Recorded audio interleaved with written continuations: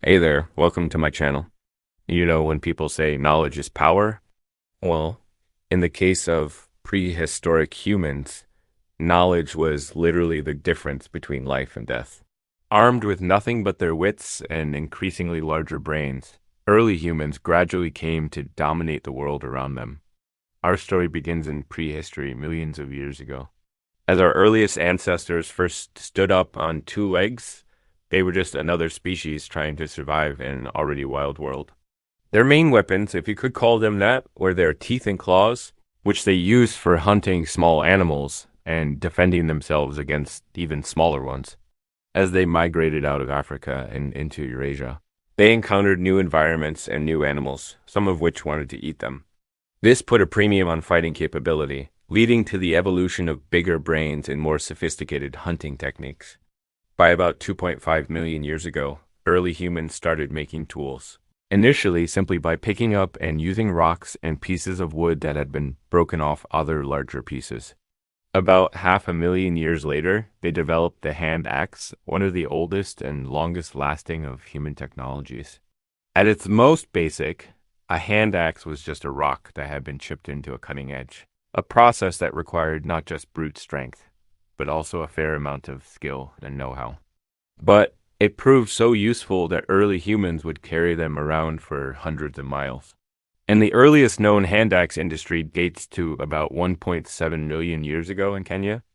But while these tools provided a huge advantage over other species, they weren't really weapons in the true sense of the word. And as we move forward through prehistory, we see a big gap between the beginnings of Homo sapiens and the emergence of the first true weapons. We'll talk about what those were next. The term weapon comes from the Old English word weapon, meaning to be equipped or ready for battle. While the definition has changed a bit since then, the basic idea remains the same, something designed to inflict damage. So, what exactly do we mean when we refer to the dawn of weapons? The answer depends on who you ask. Some might point to the aforementioned hand axe as being the first true weapon, but that ignores the fact that early humans often used them primarily as tools for cutting and processing animal carcasses. Others might say that a weapon had to be specifically designed for inflicting damage and therefore crafted into a sharp edge. But that presents problems of its own, namely that it doesn't account for the various improvised weapons that early humans likely used before they had the technology and know-how to craft something more sophisticated. So let's start at the beginning with the most basic weapons of all, sticks. While they might seem primitive and even laughable today, sharpened sticks were actually quite effective weapons during the Stone Age. They were easy to make, requiring only a sharp rock or piece of flint to carve a cutting edge. And they could be used in a variety of ways, such as stabbing, slashing, and jabbing. In addition to being useful for hunting animals, they could also be used for self-defense against other humans. As time went on, early humans became more sophisticated in their use of sticks as weapons. They learned how to throw them with greater accuracy and force, turning them into deadly projectiles. They also began to use them in groups, launching coordinated attacks that overwhelmed their prey or opponents. In fact, the use of sticks in warfare was so widespread and important that many cultures developed rituals and customs surrounding them. For example, in some societies, a warrior's weapons would be blessed or consecrated before battle to ensure victory. In others, they would be buried with their owner after he died, so that they could protect him in the afterlife. Sticks may have even played a role in the development of language. Some scholars believe that the earliest human words may have been names for different types of trees and plants, which were used to communicate information about potential sources of food, shelter, and weapons. The ability to use sticks as weapons was a key factor in the success of early humans. It allowed them to exploit new food sources, defend themselves against predators, and compete for resources with other species. However, there's a problem with studying sticks as weapons because, unlike stone tools, they don't preserve well in the archaeological record. Most of what we know about stick weapons comes from studying animal bones that show signs of being hacked apart, likely by hominids using stone tools.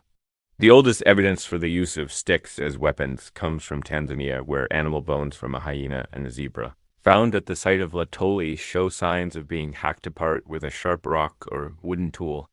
These tools are believed to date back to between 1.5 and 1.8 million years.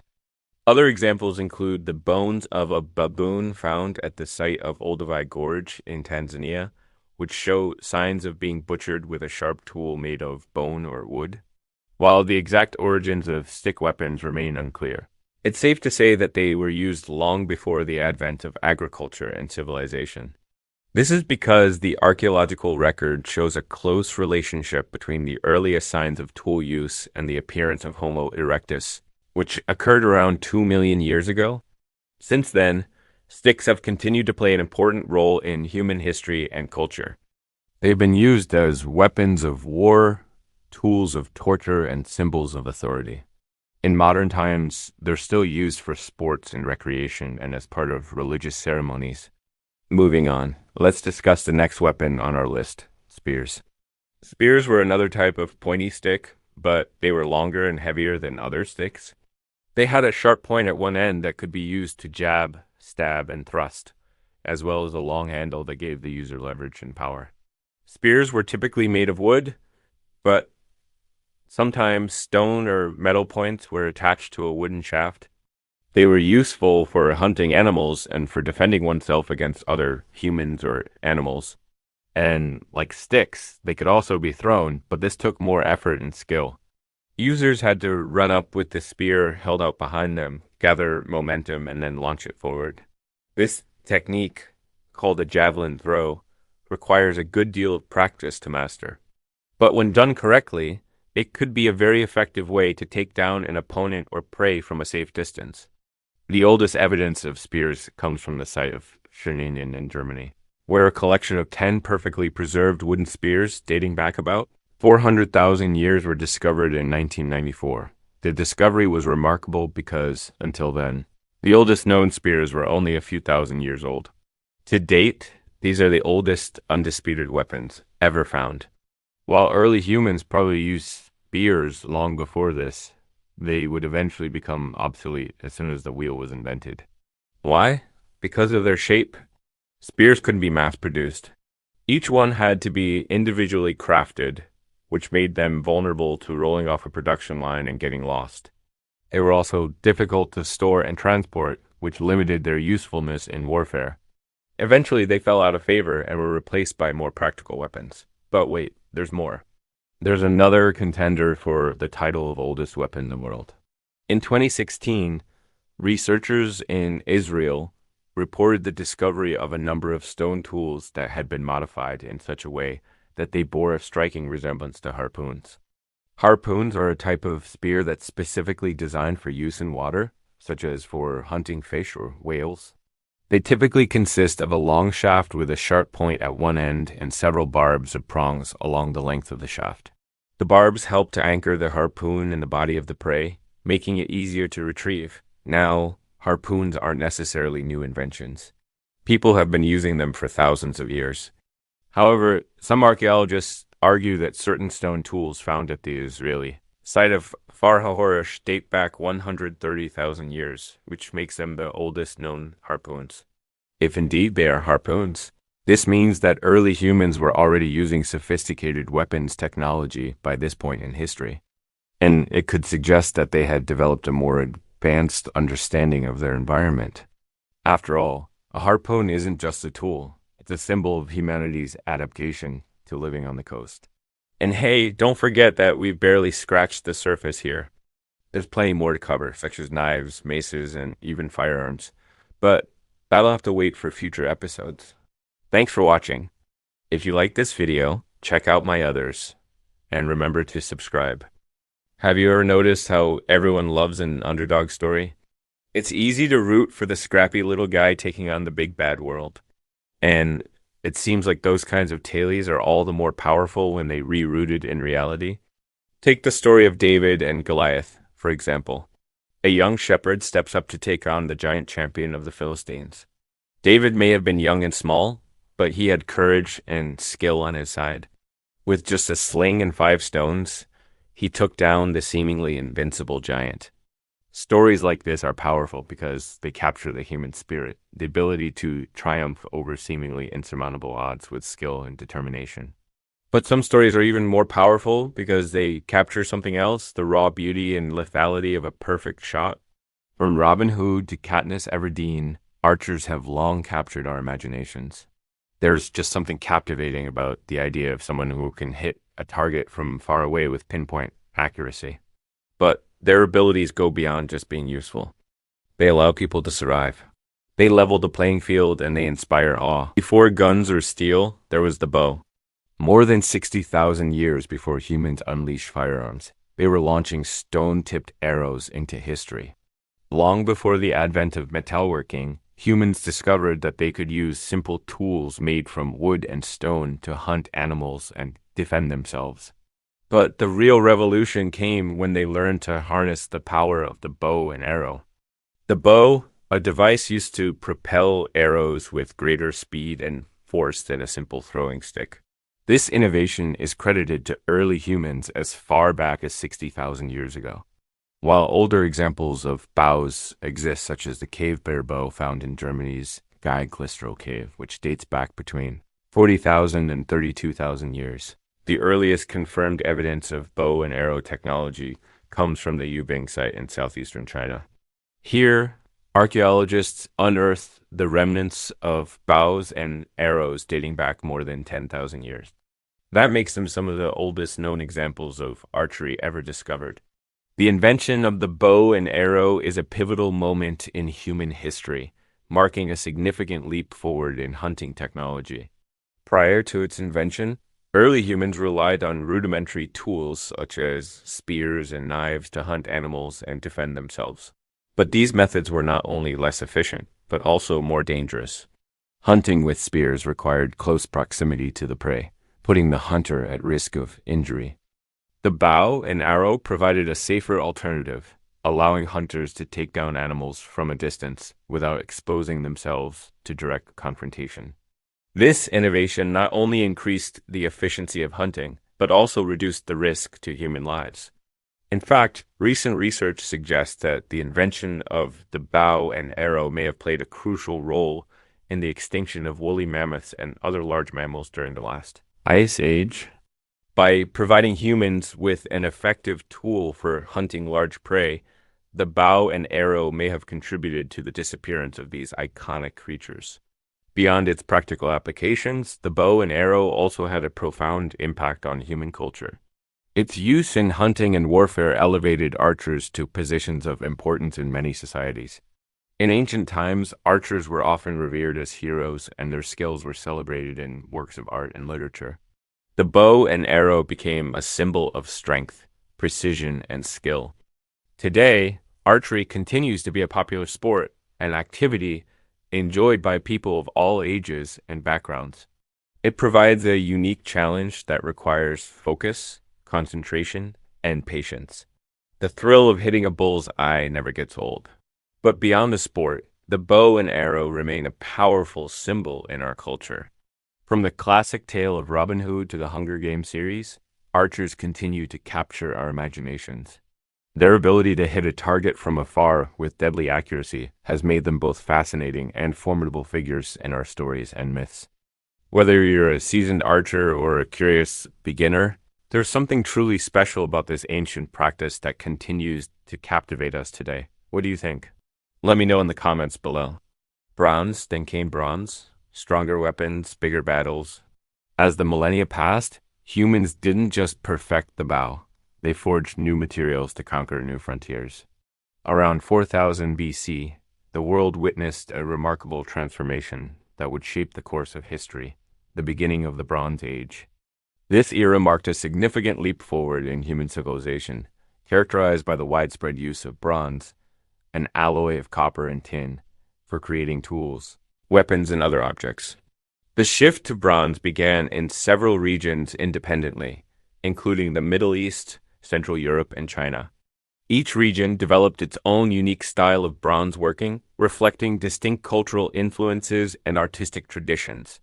One of the most notable features of Bronze Age art was its emphasis on depicting the human form. Bronze sculptures and reliefs often portrayed human figures with great detail and realism, capturing their likeness, gestures, and expressions with remarkable accuracy.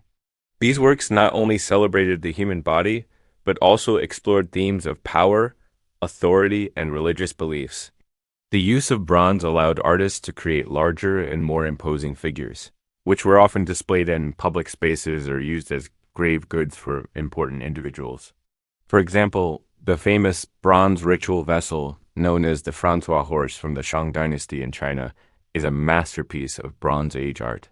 This intricately crafted vessel depicts a horse pulling a chariot and is considered one of the finest examples of ancient Chinese bronze work. During the Bronze Age, warfare also saw significant advancements with the introduction of new weapons and military tactics. The use of chariots pulled by horses became widespread, providing a fast and efficient means of transportation for troops and equipment. Bronze Age armies often consisted of foot soldiers armed with spears, swords, and shields, as well as mounted archers who could shoot arrows from horseback. The development of ironworking, which began around 1200 BC, eventually led to the decline of the Bronze Age. Iron was a more durable and versatile material, making it ideal for creating tools, weapons, and other objects. However, the legacy of the Bronze Age continued to influence art and culture for centuries to come.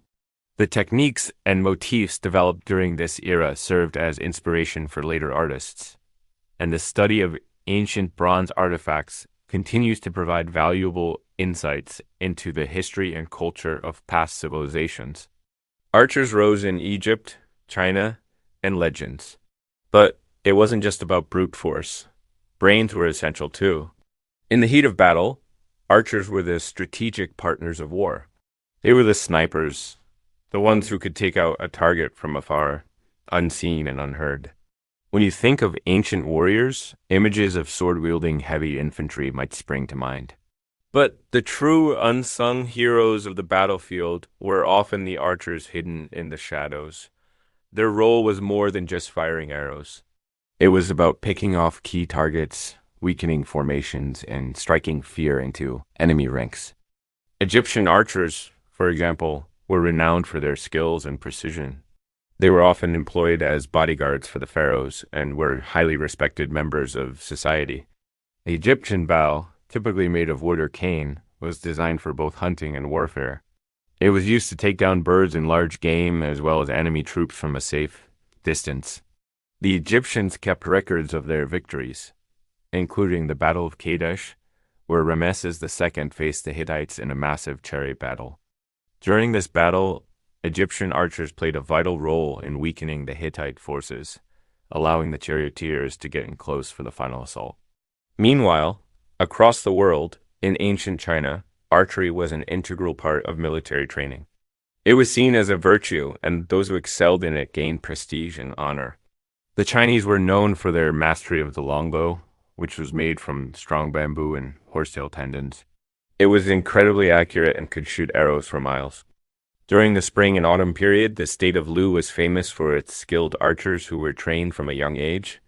The master archer, Wu Zixu, is said to have been able to shoot down 9 out of 10 targets at a distance of 180 paces, but it wasn't just about military prowess. Archery was also deeply rooted in Chinese culture and mythology. Legends tell of figures like Yu Fei, who was not only an accomplished archer, but also a brilliant military strategist. His deeds are immortalized in poems and paintings, inspiring awe and admiration for his skills and bravery. In Greek mythology, the story of Heracles includes an incident where he shot an eagle that was stealing his newly acquired cattle. He managed to hit the bird in the right wing, causing it to land on a nearby tree. This marks one of the earliest accounts of archers utilizing trees for concealment, a tactic still commonly used by hunters and military snipers to this day. These examples are just the tip of the iceberg. The practice of archery has left an indelible mark on human history. Not only did it give humans the edge they needed to survive and thrive, but it also inspired awe, wonder, and storytelling. It's a testament to the creativity and ingenuity of our ancestors. To think that something as simple as a bent branch could have such a profound impact on the course of human history is truly remarkable. Today, archery continues to be a beloved sport and hobby for people around the world. It's a great way to get exercise, relieve stress, and connect with nature. Plus, it's a ton of fun. Who knows? Maybe you'll be the next Robin Hood or Katniss Everdeen. The bow may have been man's first love, but the future is full of arrows. What do you think? Let me know in the comments below.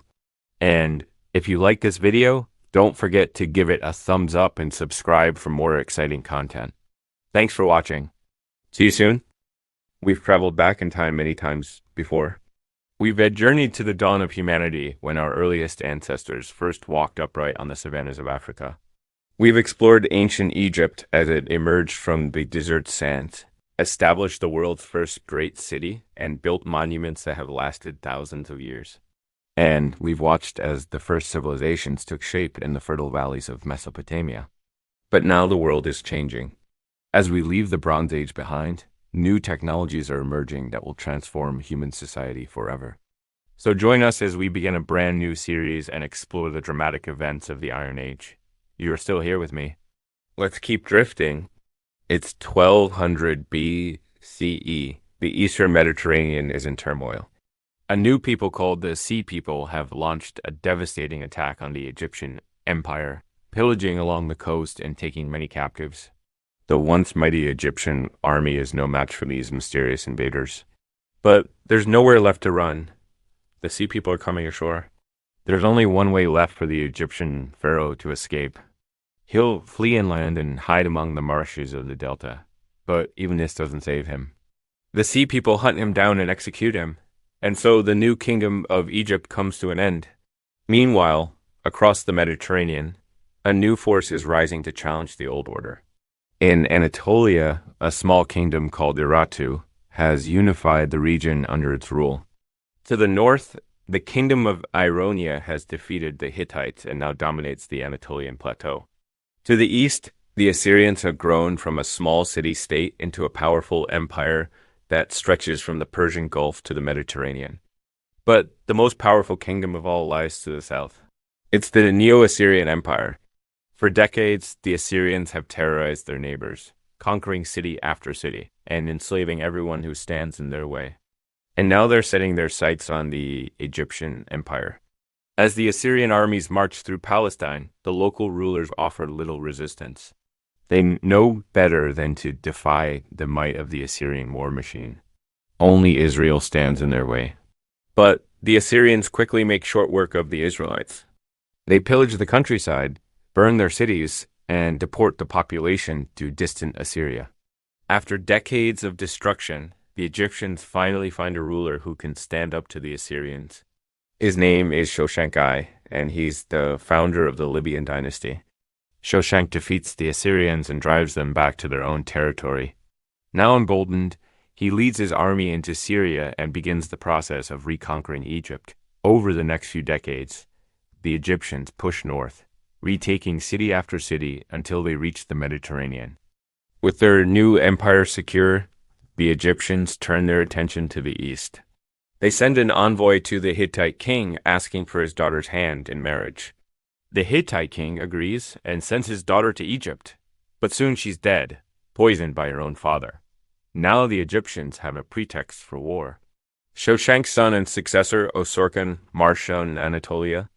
He defeats the Hittites and conquers their coastal cities.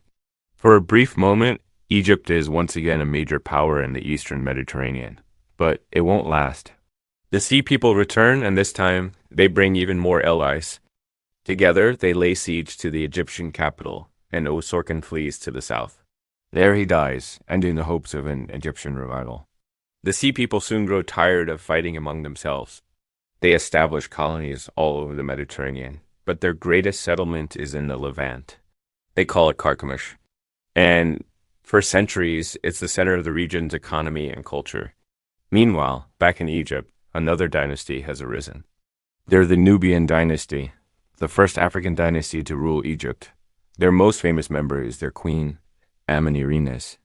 She leads her armies into the Sudan, conquering the kingdom of Kush and establishing a new capital at Meroe. Now the Eastern Mediterranean may be in chaos. But in Greece, a new weapon has ended the reign of the Mycenaean kingdoms and brought a new people to power. The Mycenaean kingdoms were already weakened by centuries of conflict with the rest of Greece. Then came the so-called Greek Dark Ages. No one knows exactly what caused it or why it ended, but it's possible that a natural disaster was responsible. Whatever the reason, it left the population of mainland Greece tiny, disorganized, and without the skills necessary to support large cities. The Mycenaean palaces were abandoned, and most of Greece became depopulated, rural, and poor. But change was also taking place in Greece's economy. For centuries, the economy of the Mycenaean kingdoms had been based on slavery and conquest. But with the collapse of the Mycenaean kingdoms, the Greeks had to find a new way to organize their society. And they did. Instead of relying on slavery and conquest, they developed a new system based on trade and industry. This led to the rise of a new class of wealthy merchants and artisans. These new rich formed a partnership with the old aristocratic class, and together they created a new political system. The result was a society that was much more stable and prosperous than the one that came before. And now, with the rise of the Phoenicians, the Greeks were about to enter a golden age. The Phoenicians were a seafaring people who lived along the Mediterranean coast. They were expert sailors and traders, and they soon became the dominant power in the Eastern Mediterranean. The Phoenicians established a vast trading network that stretched from Spain to India, and their ships were the first to circumnavigate Africa. But perhaps the most important contribution of the Phoenicians was their alphabet. It's likely that the Phoenicians invented their alphabet around 1050 BCE. The Phoenician alphabet was a major innovation in human history. It allowed for the easy transmission of knowledge and ideas, and it played a major role in the development of Greek literature and philosophy. In fact, the Greeks adopted the Phoenician alphabet and adapted it to their own language. This is what allowed Homer to compose his epic poems, the Iliad and the Odyssey. It also allowed philosophers like Thales and Pythagoras to record their thoughts and ideas. And it paved the way for the development of Greek science and mathematics. But not all was well in Greece. While the economy of mainland Greece boomed, the islands of the Aegean Sea fell into poverty. The islands were too small to support large armies, so they couldn't defend themselves against the growing power of the Phoenicians. The Aegeans were forced to live under the thumb of the Phoenicians, and they hated it. But in 800 BCE, the Aegeans had their chance at independence. A group of Dorian invaders swept into the Peloponnese and threw the region to chaos. This event, known as the Dorian invasion, led to the collapse of Mycenaean civilization and the rise of the Dorian kingdoms. The Dorians were a warlike people who had come from the north. They were skilled fighters, and they quickly established dominance over the Peloponnese. The Dorians reorganized the government of each city, creating a system of three branches: the executive, the legislative, and the judicial. They also introduced a new legal code which made the punishment for crimes more severe. In addition, the Dorians were less dependent on slavery than the Mycenaeans had been. They believed that all free men should be able to participate in government. This led to the creation of new institutions like the assembly, which represented the people. But despite these reforms, the Dorians were still a warlike people. They were constantly at war with the other Greeks, and this made it impossible for Greece to develop into a powerful unified state. Meanwhile, in Persia, a new empire is rising. For centuries, the Persians had been a small tribe living in the mountains of Iran. But around 559 BCE, Cyrus the Great conquered the surrounding regions and founded the Achaemenid Empire. Cyrus was a brilliant military leader, and he quickly expanded his empire into Mesopotamia, Anatolia, and the Caucasus. Under Cyrus, the Persian Empire was highly centralized. He divided his empire into 20 provinces, each governed by a satrap.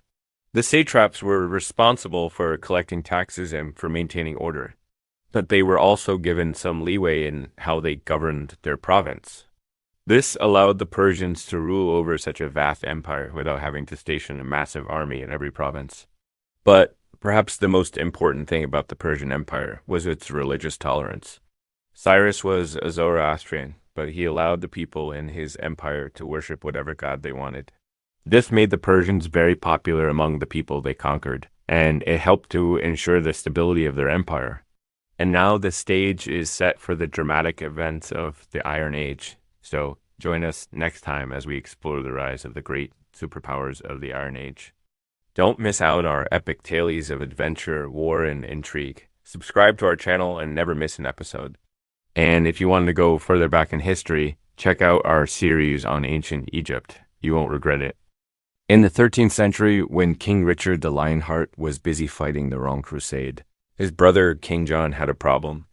England's nobles hated him, and most of England hated his taxes. And while John might have been a bad king, he was not stupid. He knew that his enemies would try to take advantage of his absence to rebel. So, before he left for France in 1194, he went about strengthening the defenses of England's castles, constructing strong new walls and towers, and training an elite force of soldiers to garrison them. Then he left, unaware that those preparations would soon be put to the test. When news of King John's departure reached the rebellious barons, they seized the royal castles of Nottingham, Lincoln, and Oxford, and marched toward London with their combined forces. But they found that the city-esque castle was well defended by royal troops under the command of a knight named Robert Fitzwalter. Robert was a veteran of the Third Crusade and one of the best knights in England. Thanks to the recent renovations, the castle walls were high and thick, the towers were sturdy, and the portcullis was heavy. And although the rebels launched attack after attack, they simply could not break in. Finally, after 4 days of assault, the barons gave up and fled. Such was the power of the castle, an imposing fortress designed to withstand even the mightiest attacks. In the Middle Ages, the design of a castle was everything. As warfare evolved, so too did the way these strongholds were built. The earliest medieval castles were little more than large houses surrounded by a simple wall and a moat. These structures were easy to build, but they were also easy to destroy. So, over time, castles grew larger and more elaborate. During the 12th century, new techniques like the introduction of stronger materials and innovative designs made castles into imposing fortresses capable of withstanding prolonged attacks. By the end of the century, European castles were at the height of their glory. Towering structures made of stone or brick with high curtain walls, sturdy towers, and deep moats. They were symbols of royal power and the backbone of the kingdom's defense system. But the true power of a castle came from the ingenuity of its defenders. Medieval knights were trained to fight in the open field, charging enemy formations and trying to break their opponent's ranks. But fighting inside a castle required different tactics. A good castle was almost impossible to storm, so most sieges involved a prolonged blockade rather than a single decisive battle. This meant that defending a castle was just as much about managing resources as it was about fighting. Defenders needed to stockpile food and water, keep their knights fresh and ready to fight, and make sure that the castle's fortifications remained strong. Castles were thus not just fortresses, but also self-sufficient communities. They housed not just knights, but also servants, laborers, and even farmers who provided food for the garrison. And no matter how well built a castle was, it wasn't invincible. The trick was to make it as difficult as possible to attack. One of the first things any defender would do was to construct a strong outer wall. This would form the first line of defense, slowing down the attackers and giving the defenders time to prepare for the next stage of the attack. If the outer wall was breached, then the attackers would find themselves in the inner ward, a second smaller area enclosed by another wall. Here, narrow passageways known as murder holes forced the attackers to move in single file, making them easy targets for arrows and boiling oil. If the attackers managed to reach the inner ward, they would still have to deal with the castle's towers. These were usually constructed at the corners of the walls, providing archers with a clear field of fire. Some towers were even equipped with murderers, a type of arrow slit that allowed archers to fire at multiple targets at once. Perhaps the most important part of any castle was its gatehouse. This was the main entrance to the castle, and it was heavily fortified. Most gatehouses were constructed in the center of the main gate, forcing attackers to pass through a narrow choke point. They were also usually equipped with portcullises, heavy grids of iron or wood that could be raised or lowered to control access to the castle. But if all else failed, there was always the moat. These were deep, wide ditches filled with water that surrounded most castles. They were designed to prevent an enemy from approaching the castle walls, but they could also be used to store fish and other foods during a siege. For all their size and strength, castles were vulnerable to certain weapons. Early in the Middle Ages, castles had to contend with the longbow. This weapon was very simple, just a long, slender bow that could shoot arrows faster and farther than any crossbow. But by the 14th century, the English had developed a new weapon that could threaten even the strongest castle, the cannon. At first, these cannons were small and crude, but they quickly grew in size and power. By the end of the Middle Ages, cannons were being built that were capable of firing massive cannonballs that could smash through castle walls and towers. This was a big problem because castles were designed to be defended with swords and arrows, not against explosive shells. Cannons were expensive and time-consuming to build, but their impact was devastating. And although no castle could survive a direct hit from a large cannon, some were able to resist their power through design. In particular, thick stonework, high towers, and deep moats could help protect a castle from the damage wrought by artillery. Ultimately, though, the increasing power of cannons led to the decline of the castle.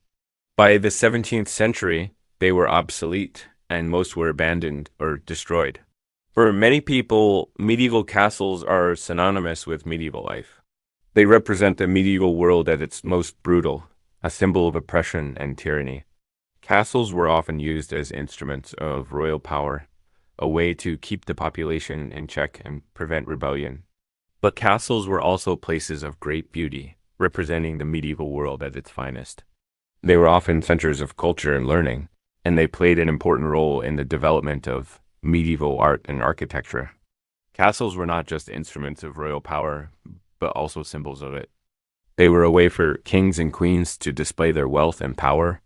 Castles were often built in prominent locations, and they were designed to be seen. The largest castles were built by royalty. Only a king or queen could afford the expense of such a grand structure, and only someone with royal authority could hope to defend it. Medieval kings loved nothing more than showing off their wealth and power, and the perfect way to do that was to build a castle that everyone could see. The largest and most impressive castles were often built in prominent locations, such as on top of a hill or near a river. This made them visible from miles away, and it served as a constant reminder of the king's power. Despite their imposing appearance, castles were not just instruments of oppression, they were also symbols of medieval culture. Many castles were built as centers of royal administration, and they housed important courts and government offices. Others were used as residences for the nobility, and they often contained luxurious apartments and lavish furnishings. Some castles were even used as seats of learning, and they housed important libraries and schools. This is not to say that castles were always centers of culture and refinement. Many of them were also used as prisons, and they often housed criminals and political prisoners. But despite their dark side, castles were also symbols of the medieval world at its finest. They were often built with beautiful architecture, and they often contained works of art that are still admired today. The stereotype of a medieval castle as a dark and sinister place is understandable. Castles were often used as instruments of royal power, and they were often used to oppress the population. However, this stereotype does not do justice to the complexity of medieval history. Castles were also symbols of medieval culture, and they played an important role in the development of medieval art and architecture. Thanks for watching. See you next time. A spark changed everything. In ancient China, gunpowder was born, first for fireworks, then for war. It was an accident waiting to happen. Saltpeter and sulfur, ingredients in early gunpowder, were kept in many kitchens for cleaning teeth and preserving food. Then one day, someone added charcoal to the mix and lit it on fire. Boom! By 900 CE, Chinese alchemists had discovered that a mixture of saltpeter, sulfur, and charcoal could burn through rock and metal. With this, they created a black powder propellant that could be used in guns and cannons. One of the most famous of these early gunpowder weapons was the fire lance. Soldiers would pour gunpowder down a tube and shoot it at their enemies like a giant flamethrower. They also developed early hand cannons. This is a recreation of one. These early firearms couldn't shoot very far or very accurately. And that meant that the soldiers carrying them needed to get really close to the enemy, which was dangerous. But over time, people got better at making guns and they became more powerful. By the end of the 14th century, artillery was so advanced that it could blow open castle gates and break through stone walls. So anyone who controlled this new military technology would have a huge advantage in battle. And everybody wanted that advantage. Once gunpowder weapons were invented, every empire wanted them. First up, we have the Chinese. After all, they were the ones who invented them, but there was a problem. They didn't really want to use them. See, Chinese culture valued civilian life, and the destruction caused by gunpowder weapons went against their beliefs. That is until the Mongols invaded. The Mongols were nomads from the northeast who attacked China proper for decades. They were great horsemen and even better archers. For the Chinese, they were a real problem. So around 1250, the Song dynasty decided to fight fire with fire. They copied some Mongol tactics and adopted gunpowder weapons. Suddenly, the Chinese army looked a lot more like this than this. At first, this didn't make much of a difference. Even with gunpowder weapons, the Chinese lost lots of battles against the Mongols. But then something interesting happened. Genghis Khan's grandson, Kublai Khan, conquered China in 1279 and made it part of the Yuan dynasty. He took the Song's gunpowder weapons and incorporated them into his army. Now, the Mongols used gunpowder for pretty much the same reason the Chinese did, because they were good horsemen. Their cavalry was second to none. When combined with gunpowder weapons, they were unstoppable. But gunpowder didn't stay in Asia. Thanks to trade along the Silk Road, merchants and travelers brought the idea of gunpowder to the Middle East and Europe. First, let's take a look at the Middle East. Here we meet Sultan Baybars of the Mamluk Sultanate. He ruled Egypt and Syria from 1260 to 1277, like the Chinese. The Mamluks weren't too keen on using gunpowder weapons. That is until the Mongols showed up. Temujin, later known as Genghis Khan, tried to conquer the Middle East, but he died before he could reach Egypt. His grandson, Hulagu Khan, though, he made it all the way to the gates of Baghdad before turning back. But while he wasn't successful in battle, he did manage to share gunpowder with the Mamluks. Using this gift, the Mamluks won a decisive victory, the Battle of Ain Jalut in 1260. They not only beat back the Mongols, but they also captured and executed Hulag's brother, Arak.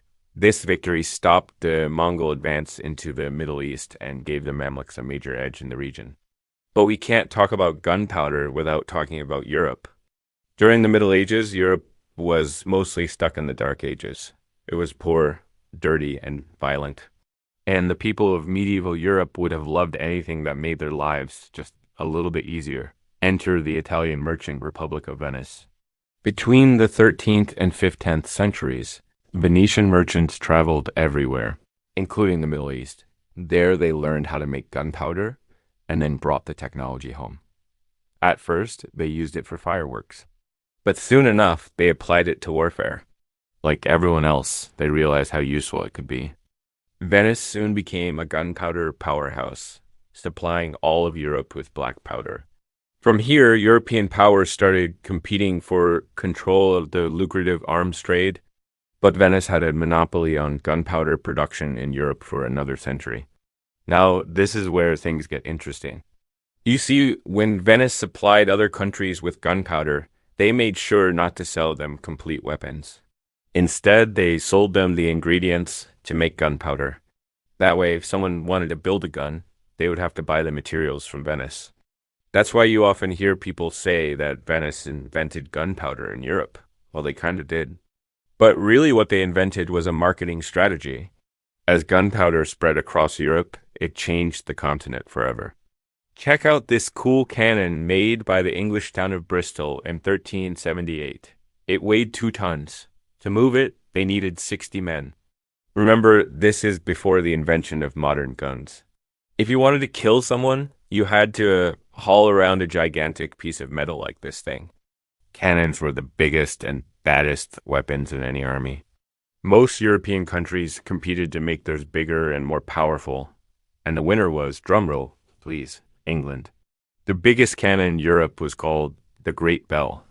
It shot an 8-foot long ball and weighed a whopping 33 tons. However, it was a bit of a one-hit wonder. It blew up after firing just once.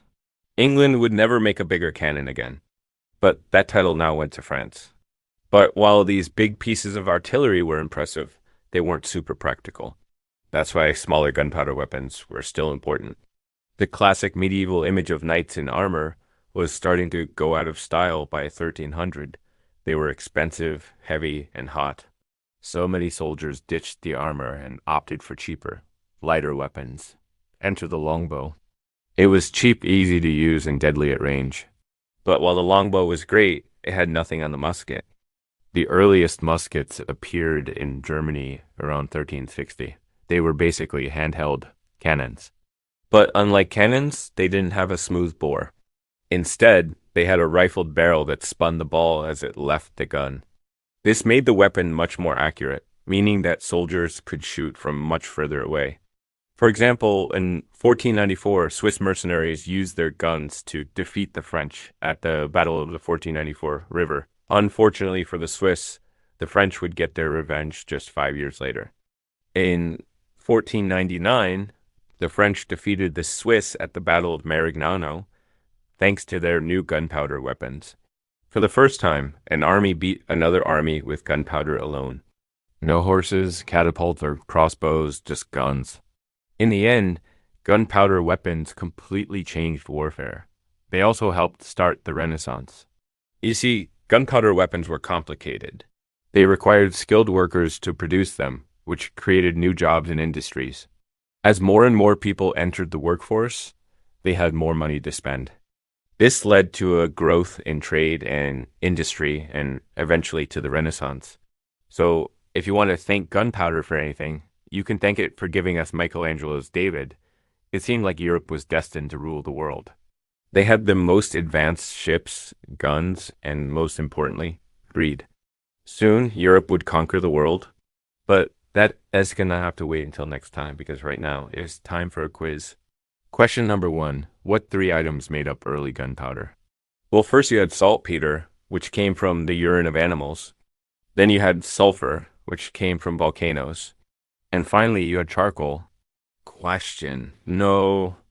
2. What was the name of the Chinese dynasty that used gunpowder weapons to great effect?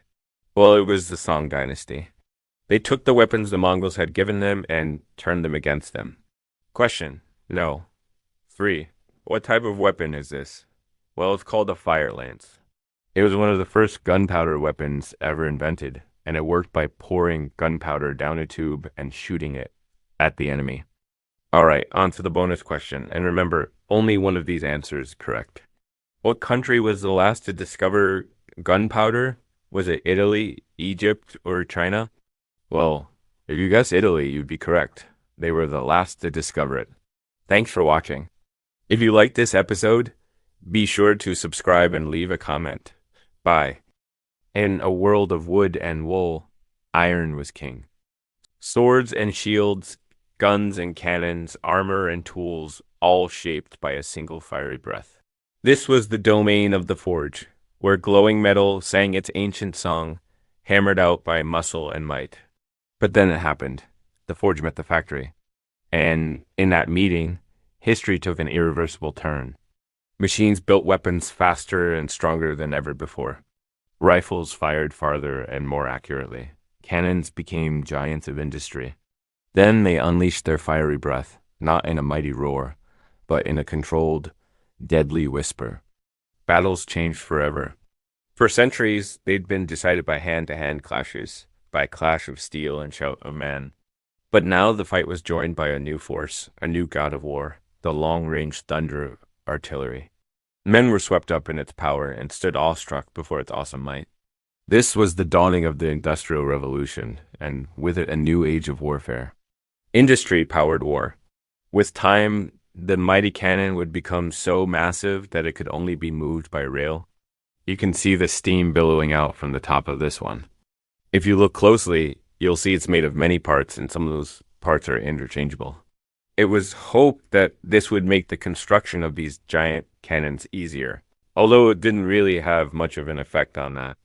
What the division of labor did do was increase the accuracy of the finished product. Each part of the gun could be precisely machined so that when they were all put together, the final product worked perfectly.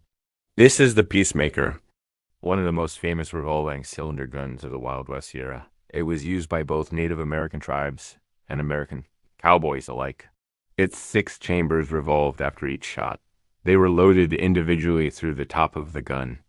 A cartridge of gunpowder and ball or bullet was inserted into each chamber in turn, and then the whole thing was spun back into position again. The gun was held firmly in place by a stock or grip, but it was a cumbersome weapon. It was over 40 inches long and weighed 12 pounds.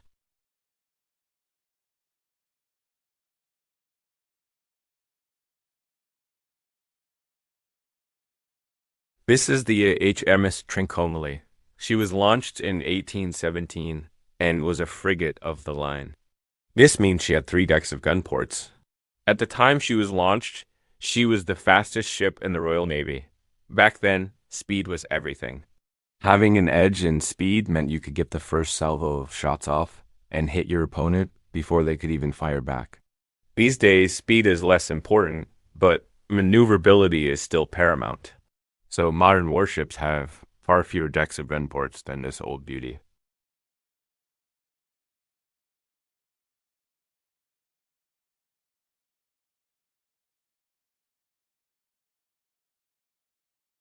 This machine is a beast of industry, capable of producing thousands of stitches per minute.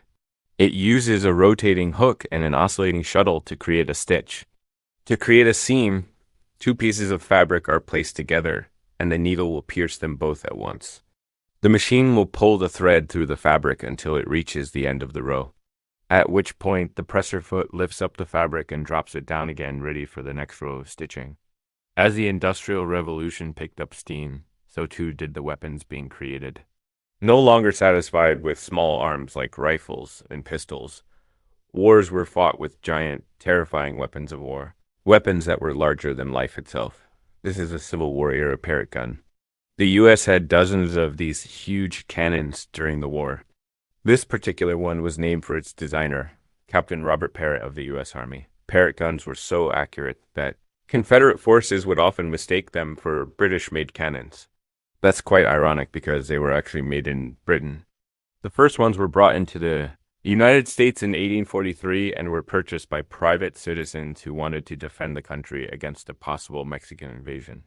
The federal government bought them all. The rest is history. Of course, such large guns needed large crews to operate them. Operating a cannon like this one was a team effort requiring at least 12 men to load and fire it. Some of the jobs were fairly simple, like lighting the fuse. Others were more complex, like priming the charge. Crews would often specialize in certain tasks, with the more experienced and stronger men getting the more desirable positions. Because of this, gun crews were often highly competitive, with members taking great pride in their work. It wasn't unusual for 2 crews to engage in a friendly rivalry, with each trying to outdo the other in terms of speed and accuracy. By the late 1800s, battleships were being built faster than ever before. Not only that, but they were more heavily armed and armored than ever before. With the advent of the internal combustion engine, battleships could move faster than ever before, too. This is the HMS Dreadnought. It was the first all-big gun battleship in the world. All of her 12-inch guns were placed on the centerline, meaning they could fire straight ahead. This allowed for a much more streamlined design. Before this, battleships would carry a mix of different sized guns. This made the ship more top-heavy and less stable. For the first time, there were more types of guns available to more people than ever before. In America alone, there were at least 12 different manufacturers of repeating firearms. That's more than double the number in the rest of the world combined. There were all sorts of designs, but they all shared one thing in common. They could fire multiple rounds without having to be reloaded. This is a Spencer carbine. It was one of the most popular repeating rifles of the Civil War. It could hold up to 21 rounds and was the first commercially successful lever-action rifle. Although the cartridges were small by today's standards, they were powerful enough to bring down a deer at medium range. It also helped that the rifle was incredibly accurate. When it was sighted in properly, it could hit targets at 200 yards with ease. The late 1800s saw the invention of the machine gun, an even more powerful weapon of war. Machine guns could fire hundreds of rounds per minute, mowing down enemy soldiers with ease. They were so effective that many countries began developing armored vehicles to protect their troops from them. This is the Maxim gun. It was the first successful machine gun to use a rotating bolt. This allowed it to fire much faster than previous machine guns, up to 600 rounds per minute. The Maxim gun was used by many countries around the world, including the United States, Britain, France, and Germany. It saw action in both world wars and was one of the most feared weapons of war during that time. Early automobiles were often little more than horseless carriages, but as the technology improved, so did the design of cars. In the early 1900s, car makers began experimenting with different types of engines. The first airplane was invented by the Wright brothers in 1903. Since then, aviation has come a long way. Today's airplanes can fly faster than the speed of sound and reach destinations in hours that once took days or even weeks to travel. This is the Spruce Goose. It was designed by Howard Hughes and first flew in 1947. The Spruce Goose is the largest flying boat ever built. It has a wingspan of 20 feet and is powered by 8 engines. The plane was designed to carry heavy loads over long distances. It could fly from the United States to Europe without having to stop for fuel. It's easy to forget that aviation is still a relatively new industry. In fact, it's younger than the automobile industry. The first airplane was built just over 100 years ago. Since then, planes have gone from being a novelty to being one of the most common forms of transportation in the world. Planes can now travel halfway around the globe in just hours. They can carry hundreds of passengers and tons of cargo. It's hard to imagine what the world would be like without them. The radio was invented in 1895 by Guglielmo Marconi. At first, the radio was used mainly for communication between ships at sea. But soon it became clear that the radio had much wider applications. The radio could be used to broadcast information to large numbers of people simultaneously. That's why it's sometimes called the broadcasting medium. The first radio broadcasts were made in the 1920s. They consisted of music, news, and entertainment. Soon, everyone who owned a radio could tune into their favorite stations and listen to their favorite programs. The television was invented in the late 1920s by Philo Farnsworth. The first TV sets were bulky and expensive, but that didn't stop people from wanting them. In fact, by the 1950s, nearly everyone in America had a TV set in their home.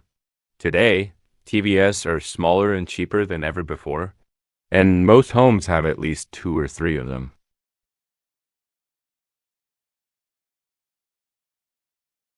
If you enjoyed this video, please like and share.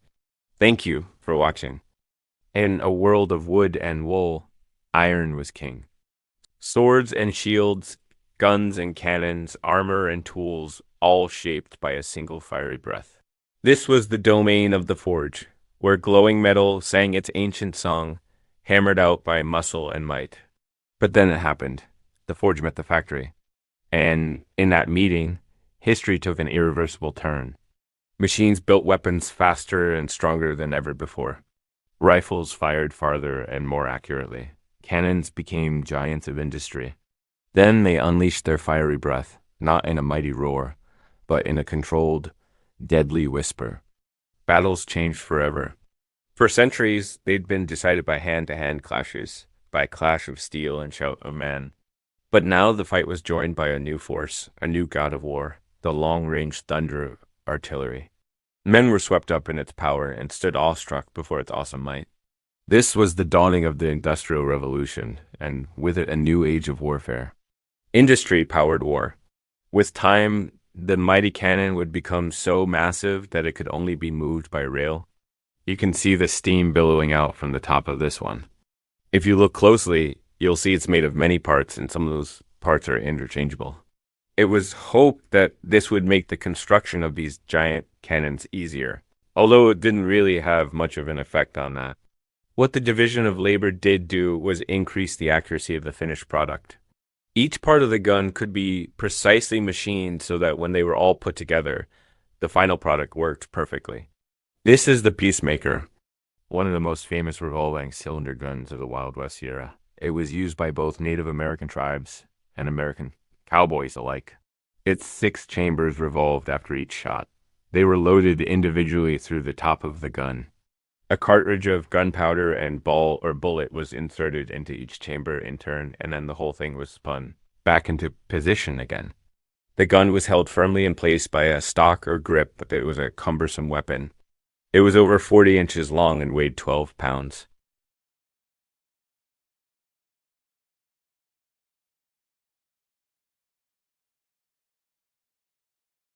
This is the HMS Trincomalee. She was launched in 1817 and was a frigate of the line. This means she had 3 decks of gun ports. At the time she was launched, she was the fastest ship in the Royal Navy. Back then, speed was everything. Having an edge in speed meant you could get the first salvo of shots off and hit your opponent before they could even fire back. These days, speed is less important, but maneuverability is still paramount. So modern warships have far fewer decks of gun ports than this old beauty.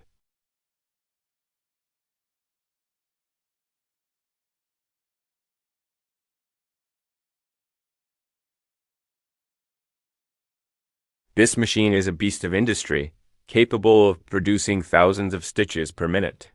It uses a rotating hook and an oscillating shuttle to create a stitch. To create a seam, 2 pieces of fabric are placed together, and the needle will pierce them both at once. The machine will pull the thread through the fabric until it reaches the end of the row, at which point the presser foot lifts up the fabric and drops it down again, ready for the next row of stitching. As the Industrial Revolution picked up steam, so too did the weapons being created.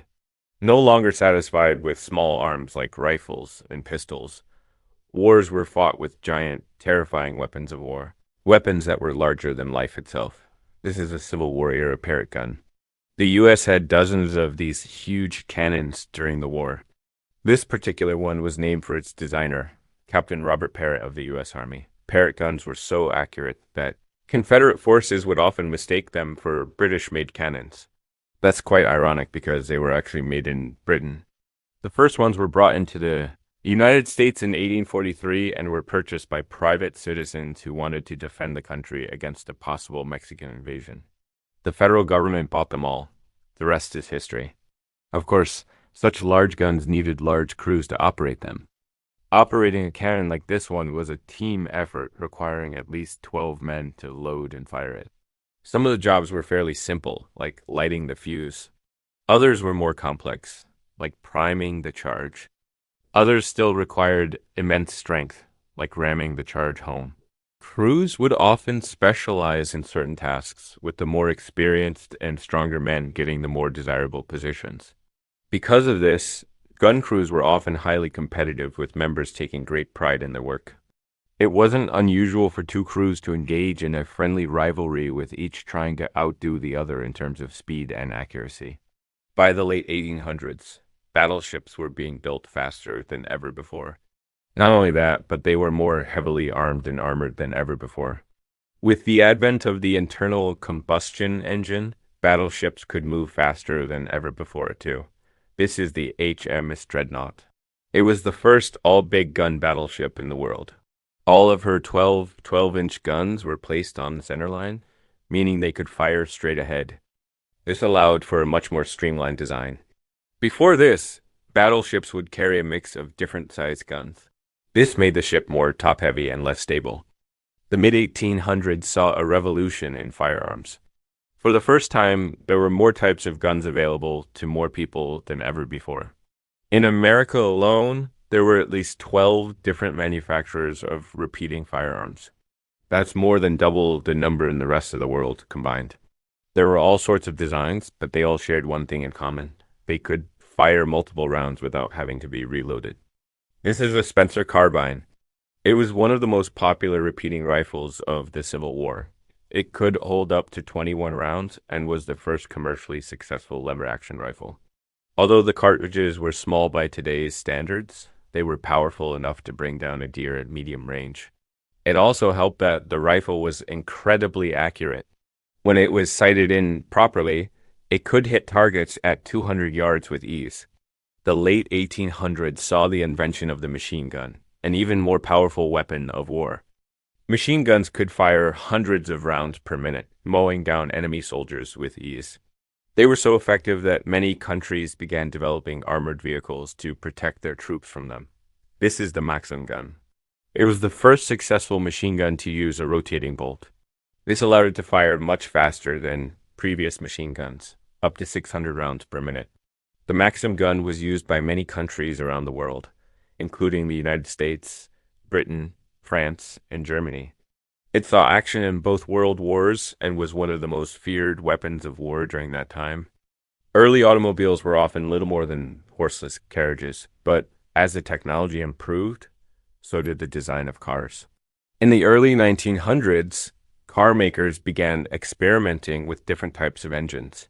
The first airplane was invented by the Wright brothers in 1903. Since then, aviation has come a long way. Today's airplanes can fly faster than the speed of sound and reach destinations in hours. That once took days or even weeks to travel. This is the Spruce Goose. It was designed by Howard Hughes and first flew in 1947. The Spruce Goose is the largest flying boat ever built. It has a wingspan of 20 feet and is powered by 8 engines. The plane was designed to carry heavy loads over long distances. It could fly from the United States to Europe without having to stop for fuel. It's easy to forget that aviation is still a relatively new industry. In fact, it's younger than the automobile industry. The first airplane was built just over 100 years ago. Since then, planes have gone from being a novelty to being one of the most common forms of transportation in the world. Planes can now travel halfway around the globe in just hours. They can carry hundreds of passengers and tons of cargo. It's hard to imagine what the world would be like without them. The radio was invented in 1895 by Guglielmo Marconi.